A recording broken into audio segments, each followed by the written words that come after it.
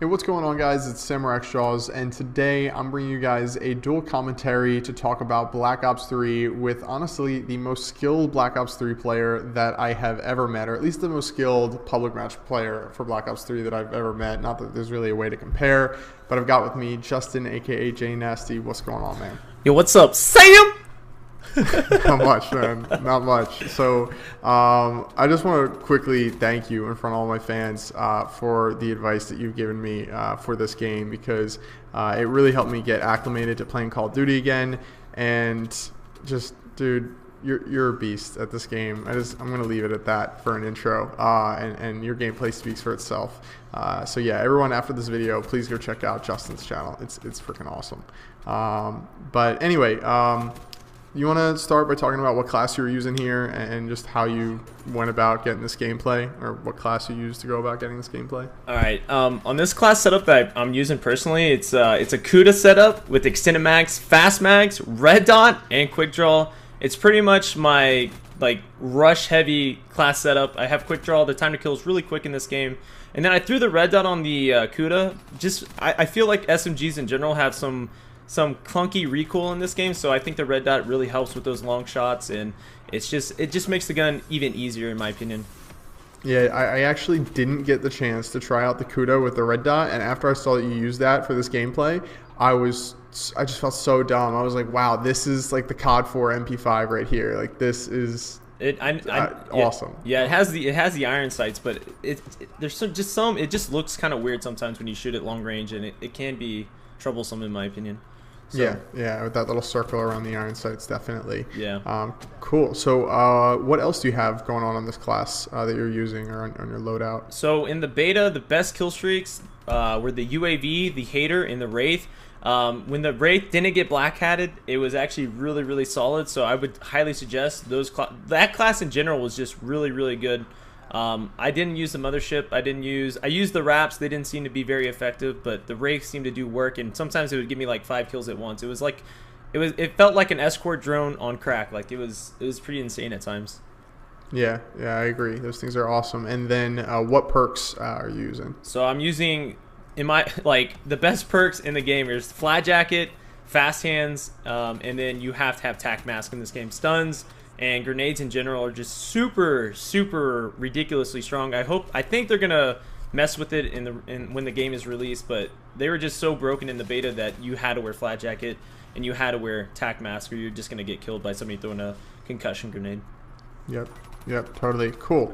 The first thing I wanted to talk about here was your strategy for going about, and my strategy for going about getting a nuclear, which a lot of people have been talking about, and which is super hard because I know score streaks count towards your nuclear medal. You want to start the commentary off with the tips for or that you utilize when going for a nuclear? Well, in this gameplay, I obviously have Reject on, and that got heavily nerfed, but what I highly suggest is running the Hater. Once you get the Hater, you can start playing absolutely ridiculous, and I mean, when you have the UAV and the Hater in the air, when your teammates get a kill, it's plus 20, so that stacks to getting your next Hater. So the Hater is probably the best kill streak in the game, and it makes the game kind of too easy, in my opinion, just knowing where everybody is, like a wall hack, and it's kind of unfair. Yeah, it is pretty ridiculous, especially with these really small maps where you're just constantly running into the enemies. Yeah. And when I say these really small maps, I'm talking about the maps for the beta, which I won't say we're rush heavy, but just what I was saying in my last commentary was the time to action, the time to running into an enemy and getting into a gunfight was really short on all of them. So you had to constantly really be aware of your surroundings. And on that note, by the way, guys, in case you didn't see my last commentary, higher sensitivity in this game for sure. I actually just straight up asked Justin what sensitivity was working for him and tried that out, and it was working really well for me, which was an 8 out of 14 on this game. Cool. So yeah, and then you were telling me earlier about a play style that or I guess guidelines for your play style being either at any given time in a patrol mode or a rush mode. You want to talk a little bit more about that and your strategy? So at the beginning of the game, as you guys saw, I was really going in at it. I was going in the spawns, running like crazy. And then later in this gameplay, I saw that I had a really high KD going, and I wanted to see how high I can get that KD going. So I kind of what I mean by patrol. This game has a lot of like map flow to it. There's a lot of choke points, and what I generally do is I like to position my body into a spot where I'm at an advantage every time I get in a gunfight with somebody. And what this is I'm not really going in deep in the spawns. I'm kind of holding like a spot, like I said, a really strong point on the map, and just watching those heavily. What am I trying to say? The heavy map trafficked. Yeah, the heavy traffic areas, and just pretty much just pick them off. Cool, cool. Yeah, there is like a very limited amount of map routes that you can run in this game for sure, and that I think is a little bit annoying. But if you can find a good patrol spot and sit back with an assault rifle in most of those spots, you're going to be doing really well. Yeah. Cool. The only bad thing about these maps though is you can get spawn trapped really, really, really bad. Especially in a map like a game mode like Safeguard. Like these guys, it was just easy mode in Safeguard because the spawns are so strong. Got it. Yeah, I've noticed that too. It's just really short time to death, and they can just sit right by, especially in domination, right by your flag and just pick you off.